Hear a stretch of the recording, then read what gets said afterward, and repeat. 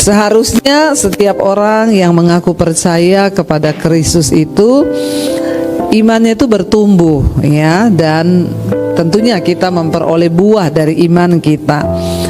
Nah, apa yang menjadi indikasi atau ciri dari iman yang bertumbuh dan menjadi dewasa itu adalah tentunya ada buah-buah kebaikan dalam hidup kita. Kita berkata kita ke gereja, kita percaya Yesus, bahkan mungkin kita pelayanan. Kalau nggak ada buah kebaikan di hidup kita, untuk apa saudara, ya? Jadi iman yang bertumbuh itu adalah iman yang menggerakkan kita untuk setiap hari kita ini rindu untuk melakukan kebaikan, karena kita tahu bahwa Tuhan sudah baik buat kita. Mari kita baca bersama ya Galatia pasal yang ke-6, saudara. Galatia pasal yang ke-6 ayat yang pertama mulai di sana dikatakan, demikian firman Tuhan, saudara-saudara, kalaupun seorang kedapatan melakukan suatu pelanggaran, maka kamu yang rohani harus memimpin orang itu ke jalan yang benar dalam roh lemah lembut, sambil menjaga dirimu sendiri, supaya kamu juga jangan kena pencobaan. Yang pertama dikatakan kalau ada seorang yang kita dapati melakukan kesalahan, ya, maka atau pelanggaran, maka kamu yang rohani. Saya mau tanya, siapa di sini yang sudah menjadi manusia rohani? Ya, cuma yang di depan ini, yang lain manusia apa?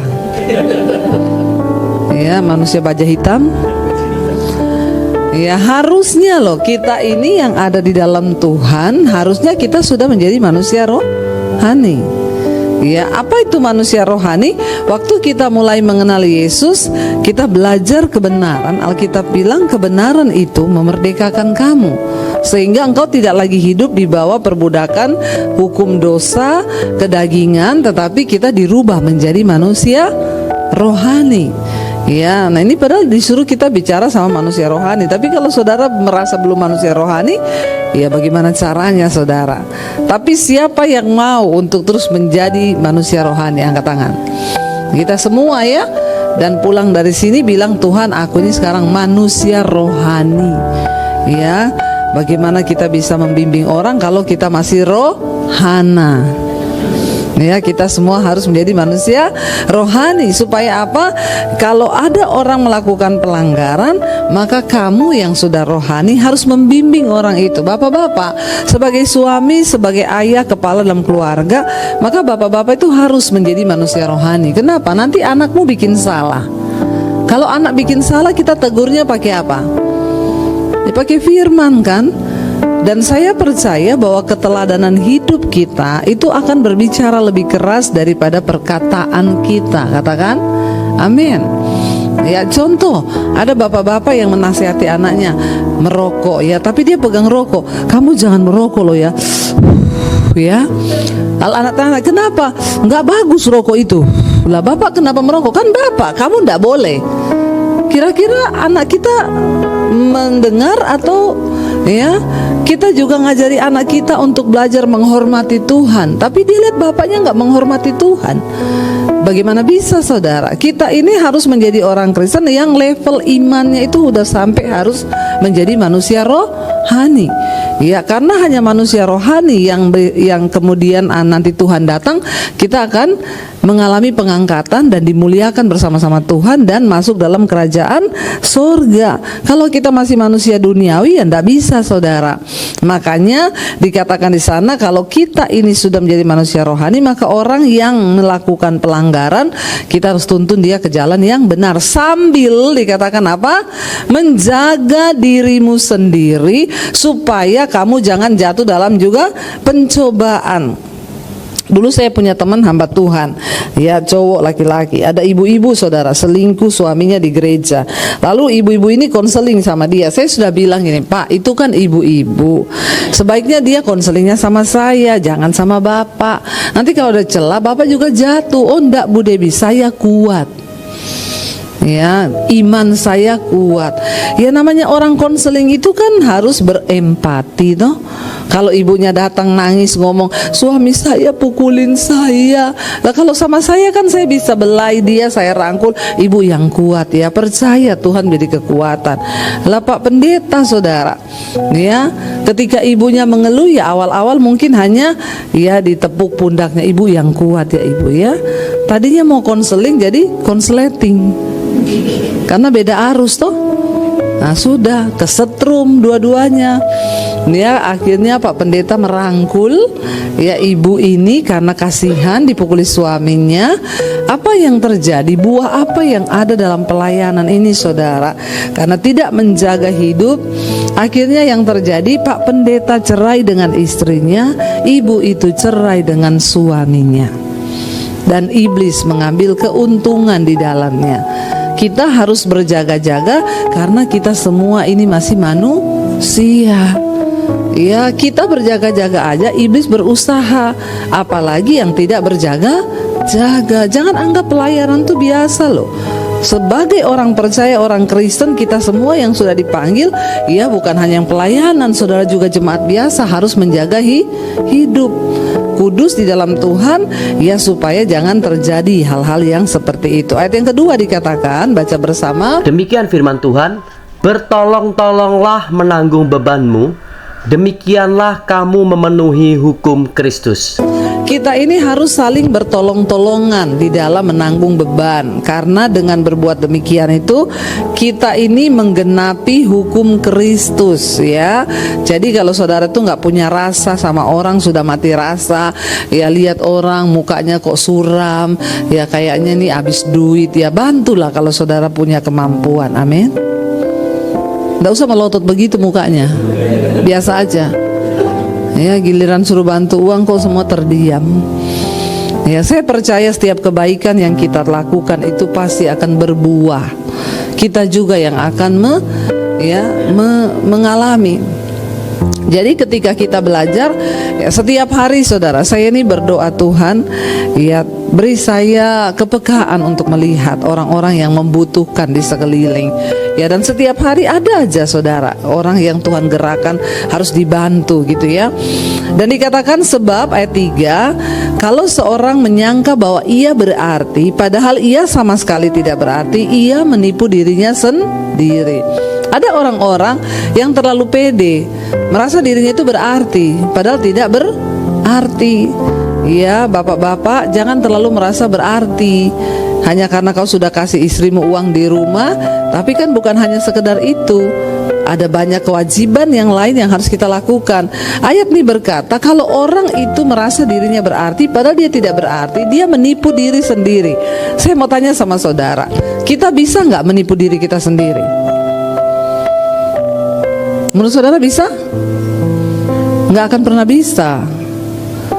Saya nggak bisa tipu dong diri saya sendiri karena saya tahu apa yang ada dalam diri saya. Orang yang bisa menipu dirinya sendiri itu orang yang penipu di atasnya penipu. Itu kebangetan. Makanya Alkitab tulis begitu. Nggak mungkin lah kita bisa tipu diri kita sendiri. Nggak mungkin.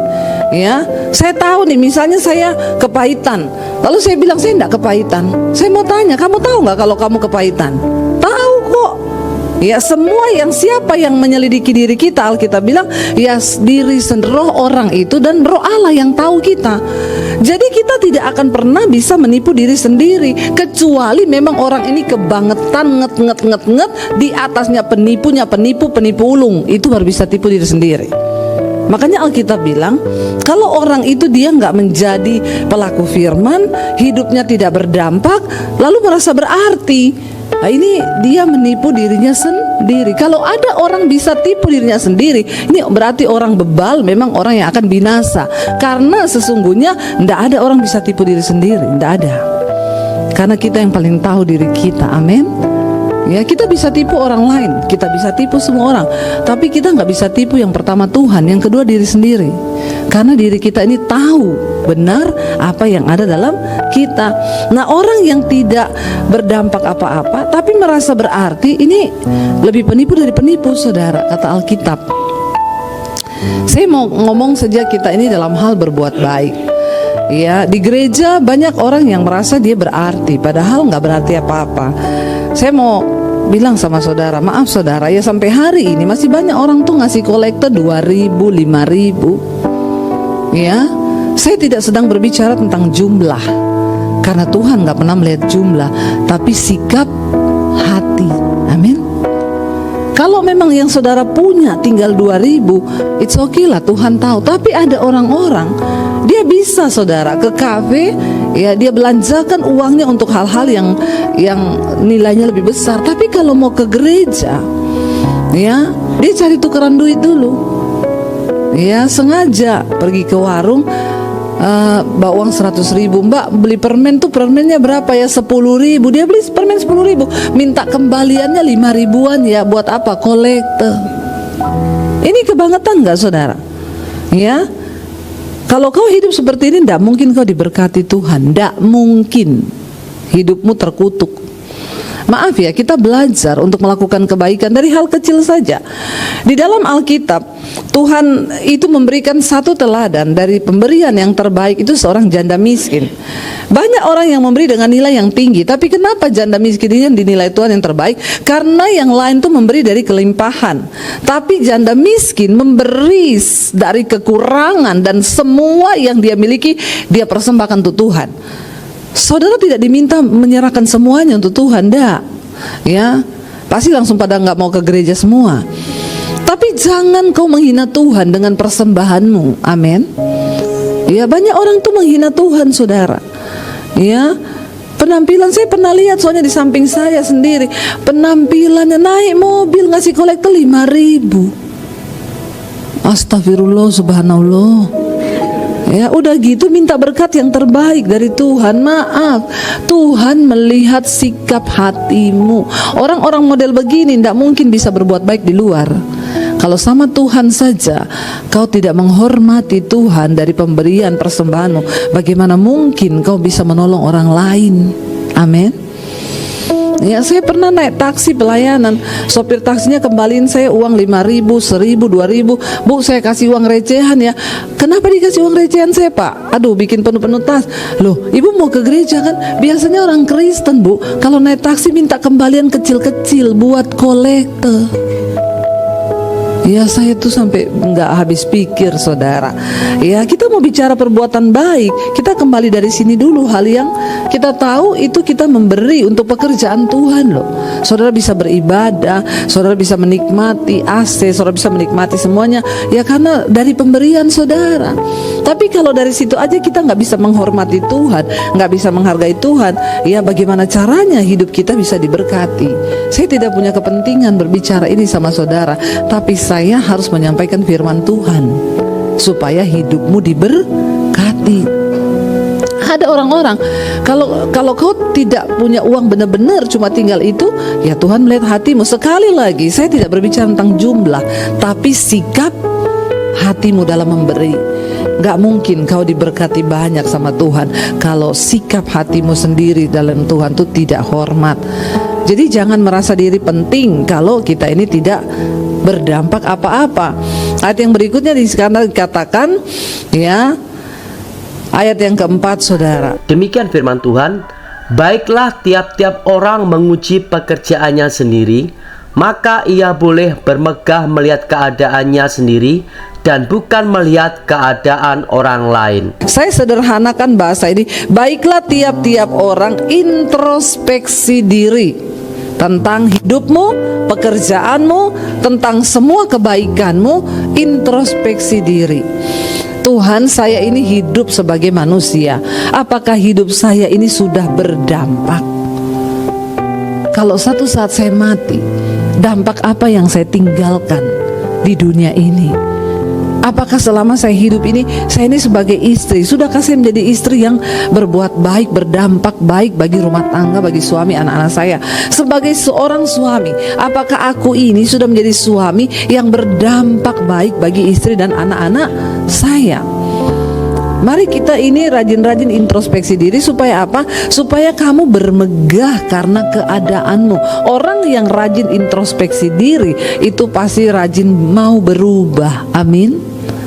Tapi kalau ditegur, ya nggak pernah salah, ya sudah. Ya, jadi kita ini nggak akan pernah bisa berubah. Nah, kita ini diajar untuk belajar melakukan kebaikan, sebenarnya bukan untuk hanya kebaikan orang lain, tapi buat kebaikan kita juga, saudara. Kenapa, saudara? Karena ya ayat yang kelima bilang di sana, sebab tiap-tiap orang akan memikul tanggungannya sendiri. Dengan kata lain, setiap orang itu akan menerima upahnya masing-masing dari Tuhan.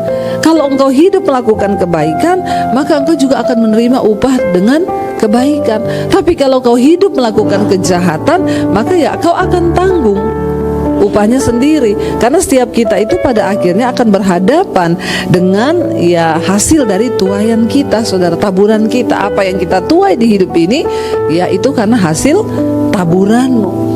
Kalau engkau menabur yang baik, maka engkau akan menuai yang baik. Demikian firman Tuhan.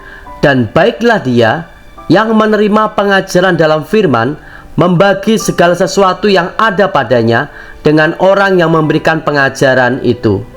Ya, firman Tuhan mengajarkan, kalau kita ini sudah dapat pengajaran firman, ya ada hamba-hamba Tuhan yang mengajarkan firman kepada saudara, jangan lupa berbagilah dengan orang yang sudah mengajarkan firman itu kepadamu. Ini bukan saya yang suruh, ini Alkitab yang suruh. Makanya juga saudara jangan iri kalau melihat hamba Tuhan itu diberkati. Ya, kayak saya diberkati. Kenapa? Saya membagikan firman dan banyak orang merasa mendapat berkat dari firman itu, ya mereka memberkati saya. Ya, kemarin saya tayangkan cuplikan khotbah saya. Waktu itu kami ke New York, suami saya nyetir, ya. Yang intinya bukan itu, intinya ya di sana itu diingetin jangan sampai macet dan lain sebagainya. Saya bahaslah di situ. Ada orang-orang yang sirik dan gagal fokus. Semua orang komennya beda, dia sendiri nih yang beda, saudara. Enak banget ya jadi hamba Tuhan, bisa jalan-jalan keliling-keliling dunia. Dalam hati saya, sirik lu. Ya, begitu itu orang sirik, itu orang-orang begitu pasti nggak pernah menabur tuh, tidak pernah. Biasanya yang sering ngomong itu paling pelit, makanya hidupnya penuh dengan iri hati dan paling sirik orang-orang begitu itu. Orang-orang yang suka berkomentar negatif itu orang-orang yang nggak melakukan apa-apa, saudara. Itu paling banyak begitu. Yang berkoar-koar itu nggak bayar BPJS itu. Ya, coba tanya mereka bayar BPJS nggak bayar pajak nggak? Kagak itu.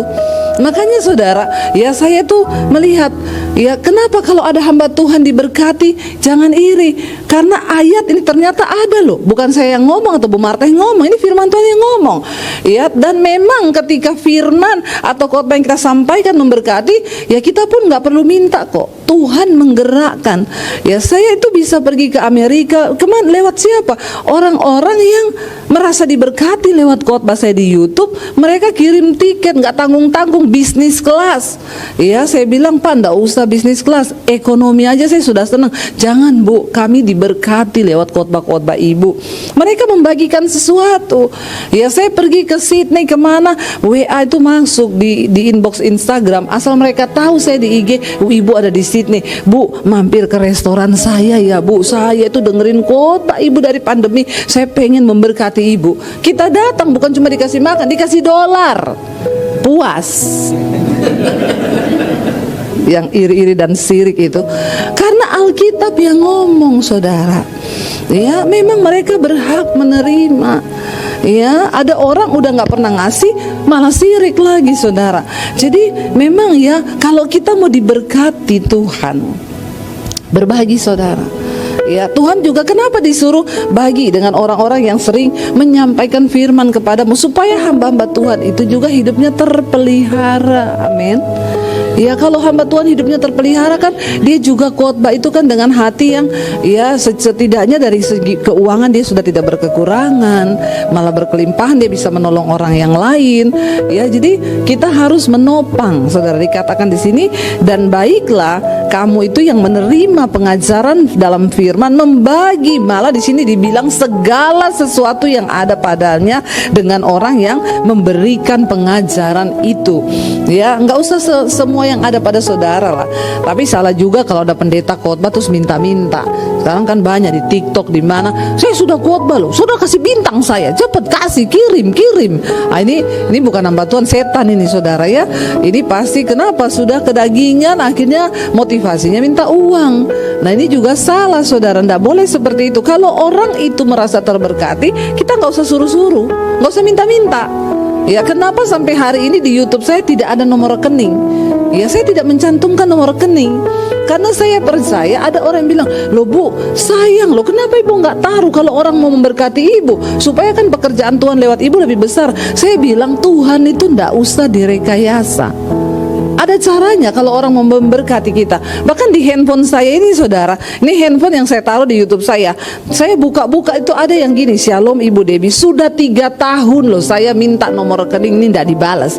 Karena handphone ini yang masuk puluhan ribu saudara, karena nomornya ada di YouTube. Yang saya taruh nomor handphone itu untuk konseling, untuk kesaksian, ya. Tapi apakah saya berkekurangan? Enggak itu, ya. Ada pendeta datang sama saya, Bu, saya ini mau sewa gereja, saya ini kan buka gereja, tiap bulan saya tidak ada uang untuk sewa. Saya bilang, Bapak coba berdoa, Tuhan suruh kau buka gereja atau tidak? Jangan-jangan bukan Tuhan yang suruh. Karena kalau Tuhan suruh, Tuhan pasti akan memperlengkapi. Kau tidak perlu minta-minta sama orang sumbangan untuk bisa gerejamu itu tetap ada. Kalau Tuhan yang suruh, Tuhan perlengkapi, Tuhan yang cukupi. Ya jangan-jangan Tuhan gak suruh, tapi Bapak yang kepengen buka gereja karena bukan panggilan. Ya, jadi sekarang itu saudara, hati-hati. Kita dari jemaat, bagaimana supaya hidup kita diberkati? Ya kita juga harus menabur, berbuat kebaikan untuk pekerjaan Tuhan, untuk hamba Tuhan. Tapi dari pihak hamba Tuhan, jangan membawa-bawa nama Tuhan untuk mendapatkan keuntungan. Ya berhentilah saudara, nggak usah merekayasa mujizat, merekayasa apapun. Lakukan aja firman. Apa yang tertulis di Alkitab, lakukan saudara. Ya saya ini pokoknya prinsip saya itu ketika saya terima Yesus, ya saya mau lakukan apa yang tertulis di Alkitab. Kadang orang bilang, bodoh, kenapa kau begini, kenapa begini? Alkitab tulis kok. Ya saya lakukan, maka Tuhan berkata dia melihat iman. Semua yang kita lakukan dengan iman pasti akan diberkati Tuhan. Ya. Dan dikatakan di sana saudara, ayat yang ke-7. Baca bersama dengan suara yang keras. Jangan sesat. Allah tidak membiarkan dirinya dipermainkan, karena apa yang ditabur orang itu juga yang akan dituainya. Ya, jangan sesat. Tuhan itu tidak bisa dipermainkan. Ya, satu aja pegang pedomannya, prinsipnya, apa yang ditabur orang itu juga yang akan dituainya. Ya, enggak usah kebanyakan ngomong, enggak usah kebanyakan pencitraan. Perhatikan hidup kita, introspeksi banyak dalam hidup ini. Lakukan kebaikan, lakukan firman Tuhan. Ya, sebab apa yang ditabur orang itu juga yang akan dituainya. Kalau kita rajin berbuat baik saudara, maka kita pasti akan menuai yang baik. Hati-hati. Apa yang kita tabur itu yang akan kita tuai ke depan. Banyak orang hari-hari ini menabur dalam kedagingan, hidup dalam dosa, persinahan, perselingkuhan, kepahitan, dan mereka berpikir Tuhan tuh diam-diam aja. Jangan sesat. Allah tidak membiarkan dirinya dipermainkan. Ada suami yang selingkuh, istrinya tegur, kamu tuh selingkuh loh, nanti kamu dikutuk Tuhan loh, usahamu. Buktinya sampai hari ini saya masih sukses. Ya itu Tuhan masih kasih kau kesempatan. Jangan sesat. Allah tidak membiarkan dirinya dipermainkan. Ada orang-orang yang merasa aman hidup di dalam dosa. Hati-hati sebagai orang Kristen, sebagai pelayan Tuhan, kuduskan hidupmu. Jangan main-main dengan Tuhan. Jangan sesat, sebab Allah tidak membiarkan dirinya dipermainkan. Kita pikir Tuhan gak melihat apa yang kita tabur. Tuhan lihat. Pendeta ndak lihat, istrimu ndak lihat, suamimu ndak lihat, orang tuamu ndak lihat, tapi Tuhan Maha melihat. Dan tidak ada satupun yang luput dari penilaian Tuhan. Ayat yang berikutnya dikatakan, sebab Barang siapa menabur dalam dagingnya, ia akan menuai kebinasaan dari dagingnya. Tetapi barang siapa menabur dalam roh, ia akan menuai hidup yang kekal dari roh itu. Perhatikan, tadi saya sudah singgung menjadi manusia roh. Jangan menabur dalam daging. Kita tahu Galatia 5 jelas berkata perbuatan daging itu telah nyata. Percabulan, kenajisan, hawa nafsu, nafsu jahat, iri hati, kebencian, dendam, amarah, pertikaian, perseteruan, kepentingan diri sendiri, roh pemecah. Itu semua ada di dalam daging kita. Dan kalau kita terus hidup melakukan hal-hal itu, maka ayat ini dengan berkata, kalau kau menabur dalam daging, kau akan menuai kebinasaan. Artinya apa? Ya, binasa saudara, maut. Tidak ada pilihan hari ini. Kita harus membangun manusia rohani kita. Dan dikatakan, tetapi barang siapa menabur dalam roh, ya, kita tahu bersama buah roh ialah kasih, sukacita, damai sejahtera, kesabaran, kebaikan, kelemah lembutan, penguasaan diri. Tidak ada hukum yang menentang hal itu. Itu semua kebaikan. Barang siapa menabur di dalam roh, dia akan menuai hidup yang kekal. Walaupun kita mati, kita akan tetap hidup karena kita dirubah menjadi manusia rohani. Ya, jangan sesat saudara. Allah itu tidak membiarkan dirinya dipermainkan oleh orang-orang yang tidak bertobat. Mari kita berusaha mematikan keinginan daging. Jangan kau pikir Tuhan tidak lihat kok. Buktinya selama ini saya aman-aman aja hidup saya. Saya pelayanan, ya, tidak ada yang tahu saya ini di luar begini. Ya, saya ke gereja juga tidak ada yang tahu saya di luar begitu. Ya, kemarin ada viral, ya, pendeta yang lagi mencalonkan satu partai, ternyata di rumah pukulin istri, tampar istri, tendang istri. Nah, ada yang bilang, Bu, menurut ibu ini pendeta apa? Saya bilang, itu siluman ayah, kata Sumbokong. Ya, kalau ada yang begitu hati-hati ayah, itu siluman bukan pendeta. Jadi-jadian itu. Makanya saya bilang, jangan hanya tergiur dengan jabatan pendeta atau atribut-atribut apapun dengan titel yang kau punya. Itu semua nggak berguna di hadapan Tuhan. Kembali lagi yang Tuhan nilai adalah karakter kita. Apakah kita hidup menjadi manusia rohani atau menjadi manusia daging? Ya, di luar pencitraan. Makanya banyak wakil-wakil rakyat yang model-model begini nih. Kita berdoa supaya Indonesia ini diluputkan dari wakil-wakil rakyat yang cuma untuk kepentingan perutnya. Ya, mau curi uang negara, pengen makan uang yang tidak halal. Mereka mencalonkan diri, padahal menjadi seorang pemimpin itu harus dimulai dari diri sendiri. Kalau dia masih dalam kedagingan, sama cewek-cewek lain mesra, dirangkul-rangkul, istrinya ditampar, dipukul, ya ini setan saudara. Ya, bayangkan kalau kecolongan, untung ada yang bukain, kalau enggak sudah jadi itu. Ya, partai nomor 1 lagi pilihannya. Kita berdoa buat bangsa ini saudara, supaya orang-orang yang terpilih duduk di kursi jabatan pemerintahan itu orang-orang yang benar-benar hidupnya bertobat, sudah diubahkan menjadi manusia rohani. Mau dibawa kemana bangsa ini kalau model-model pemimpin? Ya, pilkadanya model laki-laki seperti ini, di rumah pukul istri, di luar selingkuh, terus mau jadi wakil rakyat. Ya, kita perlu sungguh-sungguh berdoa buat bangsa kita nih saudara. Ya, kalau pemimpinnya kotor, pemimpinnya najis, maka kutuk yang akan turun buat bangsa ini. Ya, berdoa sungguh-sungguh biar Tuhan taruh hati. Ya, memang ya banyak janji-janji manis kalau sudah mau pilkada begini. Ya, pilkada sama pilkada beda tipis memang. Ya, pilkada itu kalau lupa jadi, pilkada itu kalau udah jadi dia lupa semua janjinya. Jadi lupa saudara ya. Kita perlu berdoa nih buat bangsa kita ini saudara. Orang-orang hidup dengan kedagingan, dalam kebinasaan, mereka menuju kebinasaan. Bagaimana? Itu yang Alkitab bilang, dia menjanjikan kemerdekaan bagi orang lain padahal dia sendiri masih hamba dosa. Bagaimana mungkin kau bisa menjanjikan kemerdekaan buat orang lain? Kau mau pimpin orang yang hidupmu aja masih seperti itu. Ya, jadi tolak ukur sebenarnya dalam hidup kita ini saudara, ya, menjadi dewasa dalam Tuhan itu nggak dilihat dari umur, karena menjadi tua itu pasti, tapi menjadi dewasa itu pilihan. Ya, semua banyak orang itu tua karena memang umurnya bertambah terus. Tapi untuk menjadi dewasa, bijaksana, menjadi manusia rohani itu pilihan. Nggak bisa dengan sendirinya. Pilihan yang keluar dari hasil introspeksi diri tadi. Tuhan, kalau aku ini mati, apa yang aku tinggalkan buat anak istriku ya? Apakah aku ini sudah berdampak selama ini? Jangan sampai ya aku mati pun tidak ada apa-apanya. Sampai ada anak yang kepahitan sama papanya karena tukang selingkuh. Dia bilang, sampai papaku mati bu, saya tidak akan pergi lihat dia dikubur.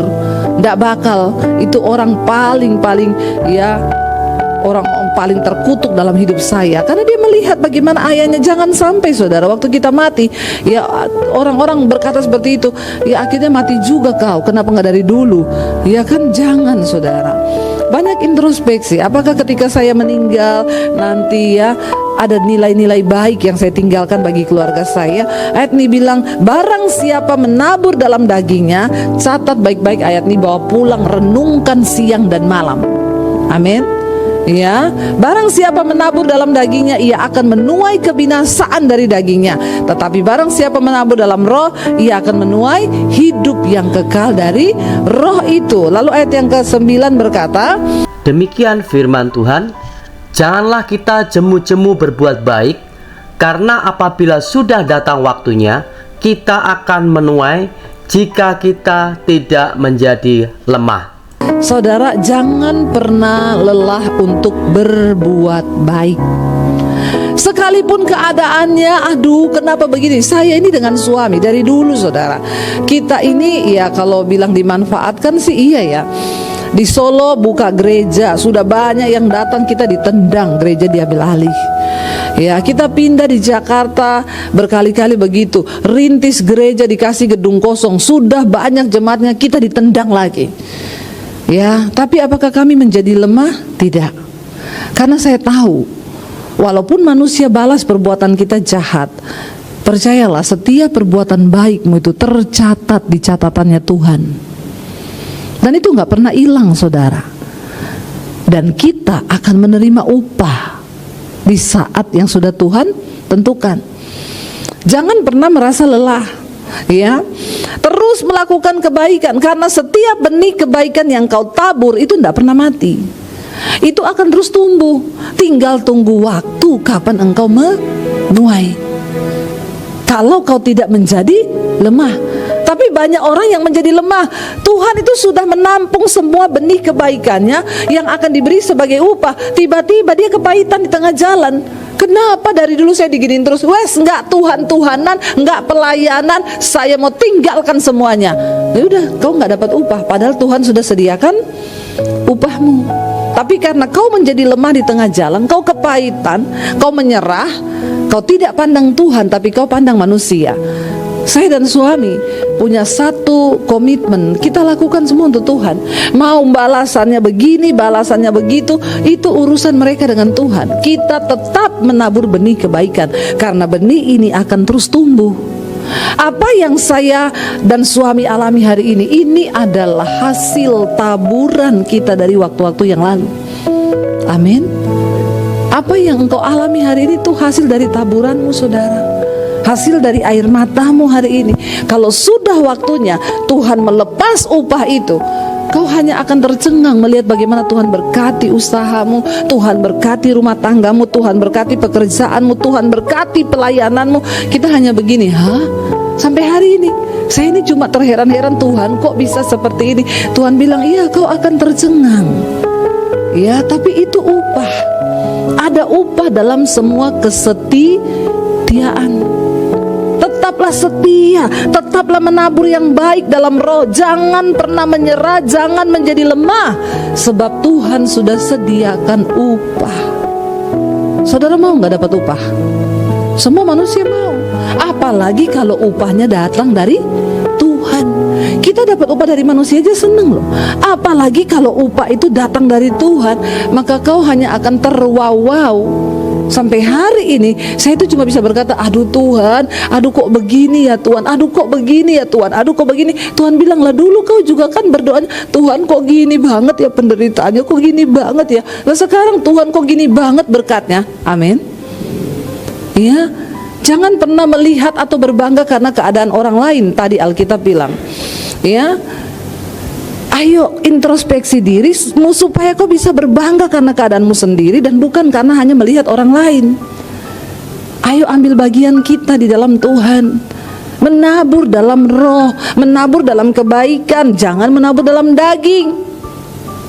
Tiap hari hidup dalam amarah, kepahitan, kebencian, kenajisan, persinahan, percabulan. Aduh saudara, itu semua mendatangkan kutuk atas kehidupan kita. Tapi kalau kita mau berubah, Tuhan, aku mau melakukan kasih, sukacita, damai sejahtera, kebaikan, kemurahan, kelemah lembutan, suka menolong, membantu orang. Aduh, engkau sedang menimbun upahmu di hadapan Tuhan, saudara. Karena ayat ini dengan jelas berkata, baca sekali lagi, janganlah kita jemu-jemu berbuat baik, karena apabila sudah datang waktunya, kita akan menuai jika kita tidak menjadi lemah. Orang yang menanam sesuatu pasti yang dia tunggu waktu menuai. Ya. Siapa yang akan menikmati buah mangga yang manis? Ya tentu orang yang nanam mangga, saudara. Kita kadang hanya melihat enak banget ya itu tetangga pohon mangganya buahnya banyak. Ya dia tuh nanam pohonnya, disirami, diperhatikan. Ya saya ini suka tanaman. Saya kalau nanam sesuatu, saya pengen dia cepat berbunga, ya saya siram, saya kasih pupuk. Yang saya tunggu apa? Waktu dia keluar bunga. Apalagi anggrek, ketika dia berbunga, aduh hati saya seneng, saya menikmati upah dari keringat saya selama ini menanam itu. Ternyata seperti itu, saudara. Tapi banyak orang Kristen sekarang enggak pernah nabur, pengennya nuai. Maling kau, maling. Nggak mungkin. Ya pengen menikmati semua yang baik, padahal taburannya dalam daging. Nggak pernah menabur dalam roh. Yaitu tadi kolekta aja sama Tuhan hitung-hitungan. Bagaimana bisa, saudara? Ya dikatakan, ayo jangan jemu-jemu berbuat baik, karena apabila sudah waktunya panen, ya ada upah yang Tuhan sediakan bagi setiap kita, saudara. Apabila sudah datang waktunya, maka kita akan menuai. Ya, ingat ini adalah hukum dunia, hukum alam dan hukum Allah, yaitu tabur tuai. Engkau tanam tabur duren, yang akan kau petik adalah duren. Ya, kecuali lagunya Bruri, ya buah semangka berdaun sirih. Nah itu aneh ya buah itu ya.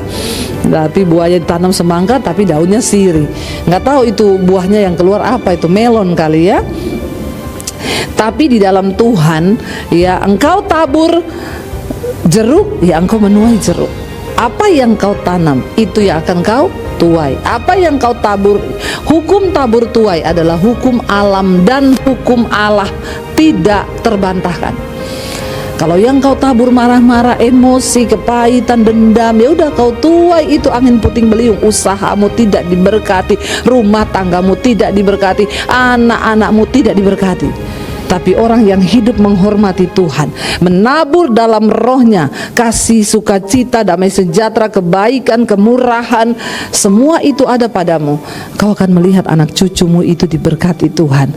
Yang terakhir ayat 10 berkata, karena itu, baca bersama, karena itu selama masih ada kesempatan bagi kita, marilah kita berbuat baik kepada semua orang, tetapi terutama kepada kawan-kawan kita seiman.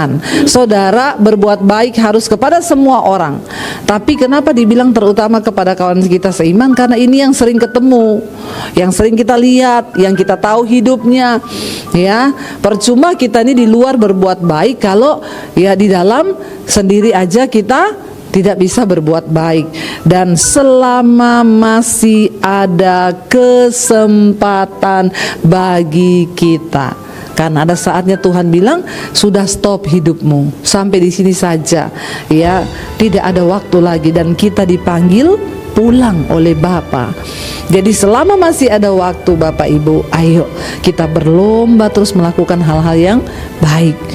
Jangan pikir mati itu tunggu tua. Tidak semua orang mati tua, karena tua itu bukan syarat mati. tapi kesempatan dari Tuhan itu loh. Ya, saya ingat dulu ada seorang ibu telepon saya, Bu Debi, saya diberkati dengan khotbah-khotbah. Ibu, saya mau ikut ibu pelayanan. Saya ini dari muda cuma cari uang terus, Bu. Lalu saya dapetin khotbah, Ibu, saya baru mau bertobat, tiba-tiba dokter vonis dia kena kanker otak stadium akhir. Saya bilang, Ibu, kalau Tuhan masih kasih kesempatan Ibu, pasti nanti bisa. Saya mau ikut Ibu pelayanan kemana, ke daerah kemana. Ya iya berdoa. Ternyata pertemuan dia dengan saya hanya berjarak beberapa hari. Dia meninggal dipanggil Tuhan. Bahkan untuk kesempatan berbuat kebaikan aja tidak ada lagi. Makanya ayat ini benar berkata, selama masih ada kesempatan. Lagunya Ebit G. Ade. Ya, selama masih ada kesempatan yang diberikan bagi kita, ya, mari kita mengumpulkan ya semua upah kita yang sampai pada kekekalan. Galatia pasal yang ke-6 ayat yang pertama sampai ayat yang ke-10, demikian firman Tuhan. Saudara-saudara, kalaupun seorang kedapatan melakukan suatu pelanggaran, maka kamu yang rohani harus memimpin orang itu ke jalan yang benar dalam roh lemah lembut, sambil menjaga dirimu sendiri, supaya kamu juga jangan kena pencobaan. Bertolong-tolonglah menanggung bebanmu, demikianlah kamu memenuhi hukum Kristus.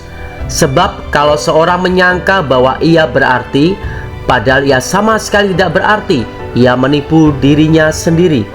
Baiklah tiap-tiap orang menguji pekerjaannya sendiri, maka ia boleh bermegah melihat keadaannya sendiri dan bukan melihat keadaan orang lain. Sebab tiap-tiap orang akan memikul tanggungannya sendiri, dan baiklah dia yang menerima pengajaran dalam firman membagi segala sesuatu yang ada padanya dengan orang yang memberikan pengajaran itu. Jangan sesat. Allah tidak membiarkan dirinya dipermainkan, karena apa yang ditabur orang itu juga yang akan dituainya. Sebab barang siapa menabur dalam dagingnya, ia akan menuai kebinasaan dari dagingnya. Tetapi barang siapa menabur dalam roh, ia akan menuai hidup yang kekal dari roh itu. Janganlah kita jemu-jemu berbuat baik, karena apabila sudah datang waktunya, kita akan menuai jika kita tidak menjadi lemah. Karena itu, selama masih ada kesempatan bagi kita, marilah kita berbuat baik kepada semua orang, tetapi terutama kepada kawan-kawan kita seiman. Tetap setia karena tuaian pasti datang. Saudaraku yang dikasihi Tuhan, hidup kita di dunia ini bagaikan menanam. Setiap kebaikan, setiap pelayanan, setiap doa yang kita taburkan adalah benih yang kelak akan bertumbuh dan menghasilkan buah. Namun seringkali perjalanan iman terasa panjang dan melelahkan. Kita berbuat baik, kita menabur dalam ketaatan, tetapi seolah-olah tidak ada hasil yang terlihat. Firman Tuhan hari ini mengingatkan kita, jangan jemu-jemu berbuat baik. Mengapa? Karena Tuhan setia. Upah tidak selalu datang segera, tetapi pasti datang pada waktunya. Waktu Tuhan bukan waktu kita, tetapi waktunya selalu tepat. Bayangkan seorang petani, ia tidak bisa menanam hari ini, lalu berharap panen besok. Ia harus menunggu musim merawat tanaman, dan tetap setia meski badai datang. Begitu pula dalam hidup kerohanian kita. Kadang kita berdoa bertahun-tahun untuk keluarga yang belum mengenal Tuhan, atau kita melayani tanpa tepuk tangan, atau kita menolong orang tanpa ucapan terima kasih. Tetapi percayalah, Tuhan mencatat setiap kebaikan kita. Firman ini juga mengingatkan jangan menjadi lemah. Musuh jiwa kita ingin kita menyerah di tengah jalan, tetap sebelum panen tiba. Tetapi orang yang setia sampai akhir, dialah yang akan menerima mahkota kehidupan. Hari ini, jika engkau merasa lelah dalam pelayanan, dalam doa, ataupun dalam menabur kebaikan, tetaplah setia. Waktu menuai akan tiba. Tuhan tidak pernah berhutang. Dia akan membalas dengan kelimpahannya, baik di dunia ini maupun dalam kekekalan nanti. Mari kita melangkah dengan iman, terus menabur kebaikan, karena pada waktunya kita pasti menuai jika kita tidak menjadi lemah. Janganlah kita jemu-jemu berbuat baik, karena apabila sudah waktunya, kita akan menuai jika kita tidak menjadi lemah. Galatia pasal 6 ayat yang ke-9. Tuhan Yesus memberkati.